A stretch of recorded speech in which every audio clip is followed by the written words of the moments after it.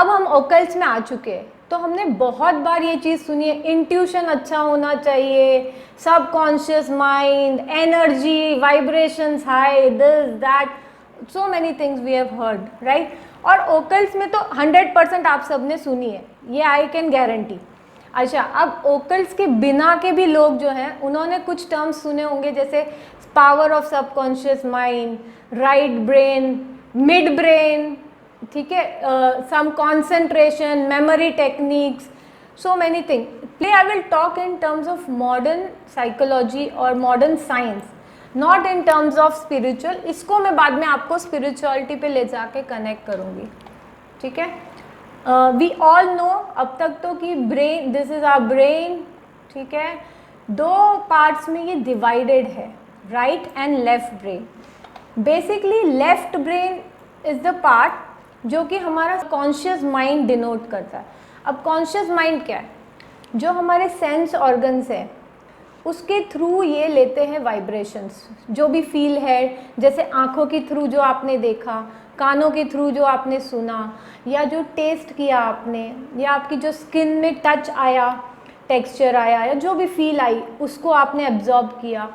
तो ये सारी इन्फॉर्मेशन इस तरीके से जो आती है वो जाके आपकी लेफ्ट ब्रेन में स्टोर हो जाती है, ठीक है। ऑन द अदर साइड जो दूसरा पार्ट है आपका, ये आपके 5 सेंसेस है इन ऑल, ठीक है। जो हमारा 6th सेंस है that comes from the right brain, इसको हम कहते हैं subconscious mind. 6th sense, intuition, ठीक है, ये हमारा एरिया है राइट ब्रेन का बेसिकली।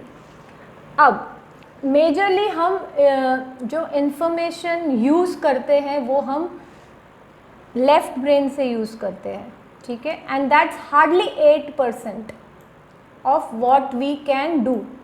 जो हमारी ब्रेन की कैपेसिटी है वो उसका ये हार्डली 8% है, ठीक है। ये बेसिक स्ट्रक्चर बोल लीजिए या बेसिक फंक्शनिंग है ब्रेन का। चलिए let's move to little bit further more. अब क्या होता है डेली लाइफ में, क्या होता है, ब्रेन का क्या काम है, माइंड का क्या काम है, सोचना। It will keep on thinking, ठीक है ना। हम एस्ट्रोलॉजी में भी तो कहते हैं मून बहुत इंपॉर्टेंट प्लैनेट है बिकॉज इट थिंक्स, ठीक है, इट्स एक्चुअली वेरी इंपॉर्टेंट। ये सब भी हम लोग रैंडमली बाद में डिस्कस करेंगे। तो जैसे जो भी हम सोचते हैं that comes and accumulates in our left brain basically. जो हम देखते हैं, जो हम सुनते हैं, किसी ने नेगेटिव बोला तो नेगेटिव स्टोर हो गया हमारे अंदर, किसी ने पॉजिटिव बोला तो पॉजिटिव भी स्टोर हो गया।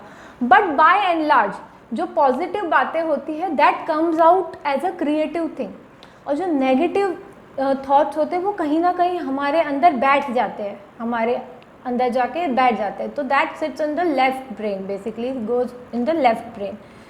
अब ये जैसे जैसे नेगेटिविटी बढ़ती जाती है, एज हमको मालूम है हर दूसरा आदमी नेगेटिव थ्रो कर रहा है, जैसे अब हम छोटे से ग्रुप में ही बात कर रहे हैं, ठीक है, but someone has a different view, he talks like this और she talks like this, she pointed at me, whatever, छोटी छोटी चीज़ें।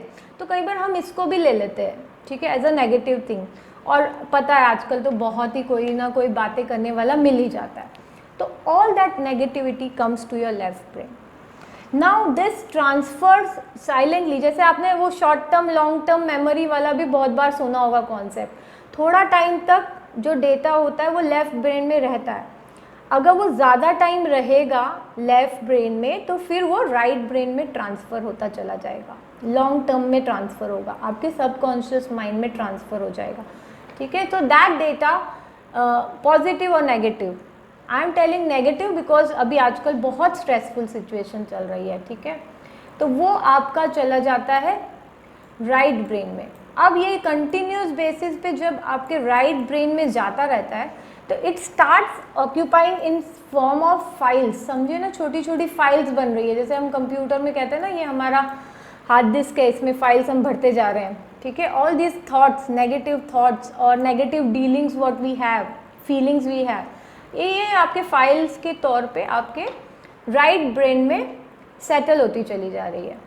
अब जब ये राइट ब्रेन में सेटल हो रही है तो जब आप रिएक्ट कर रहे हैं बाहर आउटर वर्ल्ड के साथ, तो आपका जो एक्शन, जो रिएक्शन है सिचुएशन को, वो अब आपका सबकॉन्शियस माइंड से नेगेटिवली बाहर आ रहा है, ठीक है, लोगों के लिए या आपके एक्शंस को, वो जो ये 5 सेंसेस के थ्रू आप एक्शन ले रहे हैं थोड़े से नेगेटिव लेने चले जा रहे हैं।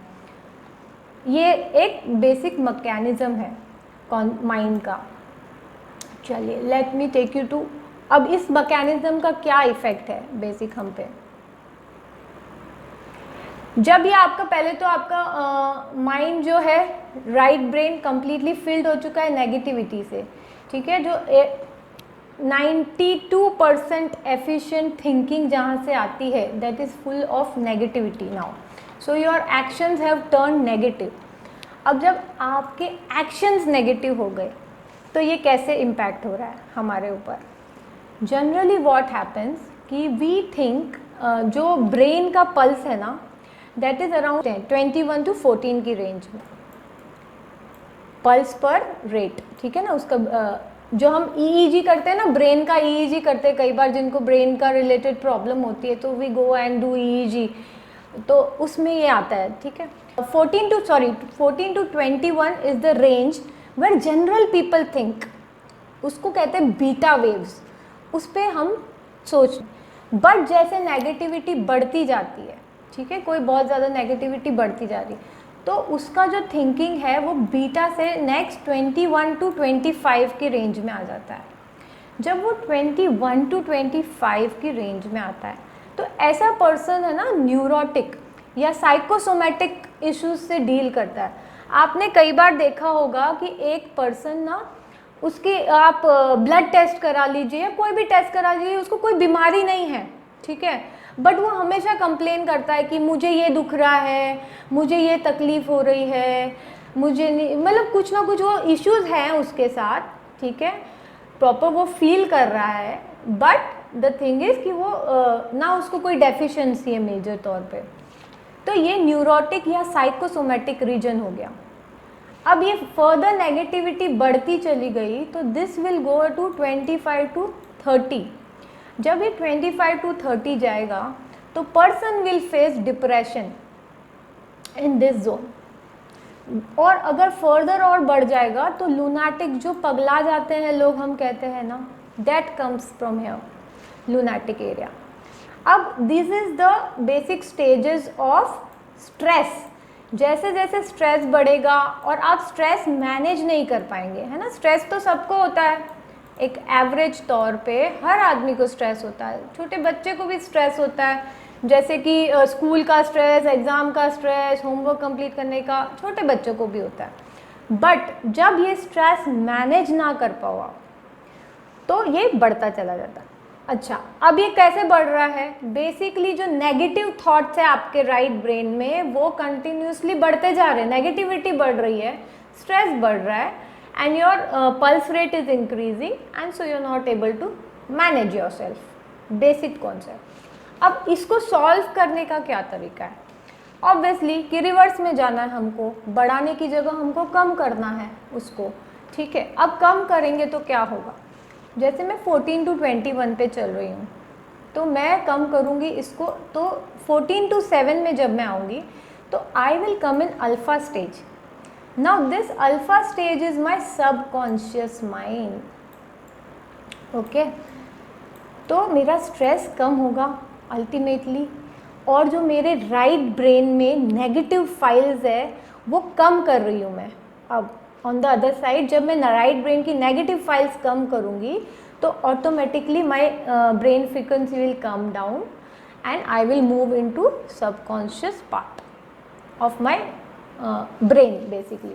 और फर्दर जाएंगे तो आप थीटा स्टेज में आ जाएंगे, ठीक है, ये आपका हो गया कॉस्मिक कॉन्शियस माइंड हो गया। एंड फर्दर डेल्टा स्टेज पे जाएंगे तो वो एकदम यूनिवर्स के साथ आप कर पाएंगे मैनेज, ठीक है। अब इसको कैसे करूँ मैं, ठीक है। So there are thing, this can be done very easily through meditation, ठीक है। बट जब पर्सन नॉर्मल तरीके पे, जैसे आप है, मैं हूँ, हम लोग नॉर्मल तरीके से using certain meditational techniques we can do it easily, it's not a difficult for beta में जो पर्सन है। जब हम नॉर्मल स्टेज में होते हैं तो वी थिंक लॉट, हमें एक से कई ज़्यादा विचार आते हैं, 10, 25, आँख बंद कीजिए तो ये भी काम बाकी है, कैसे भी आ सकता है, depends upon your personality basically, ठीक है। इसको आपको सबसे पहले एक विचार पे लाना है। जब आप वो एक विचार पे लाएंगे उस चीज़ को, then you will be accessing your alpha stage, ठीक है, 14 to 7 में है। तो यहाँ आप सबकॉन्शियस माइंड में आए हुए हैं अपने, यहाँ पे जो आप फंक्शन करेंगे, इंट्यूशनल लेवल यहाँ पे जागती है आपकी। आप जब यहाँ फंक्शन करेंगे तो you will be able to perform very good with lot of creativity, lot of positivity, ठीक है। दिस इज़ द बेसिक फंडा। अब आपने जो कॉन्सेप्ट सुने हमने, जैसे कि सबकॉन्शियस माइंड हमने सुना है, चक्रा बैलेंसिंग हमने सुना है, ठीक है, ये सब क्या है? सबकॉन्शियस माइंड को प्रोग्राम करना इन द सेंस कि जो राइट ब्रेन में हमने जो इतनी सारी नेगेटिविटी भरी है उसको हमको बाहर निकालना है। ये बाहर निकालने के लिए कुछ टेक्निक्स यूज़ करते हैं हम, ठीक है, जो कि जैसे चक्रा बैलेंसिंग हो गई। जब आपके चक्र बैलेंस हो जाएंगे and you will be automatically आपकी वाइब्रेशन रेज हो जाएगी और आप 14 to 7 इस फील्ड में इजीली वर्क कर सकते हैं। और 7 to 4 में तो आपको मेहनत ही नहीं करनी, वहाँ तो आप खुद ही चले जाओगे। एक विचार से शून्य विचार आप कब चले जाओगे आपको मालूम नहीं पड़ेगा, ठीक है। तो वो लेवल पे, जैसे आपने कई बार सुना होगा विजुअलाइजेशन, ठीक है, मैनिफेस्टेशन, ये सब जो चीज़ें होती है ये होती है अल्फा स्टेज में, 14 to 7 और 7 to 4 में। गाइडेड मेडिटेशन, ये सब टेक्निक्स वहाँ पे यूज़ होती है।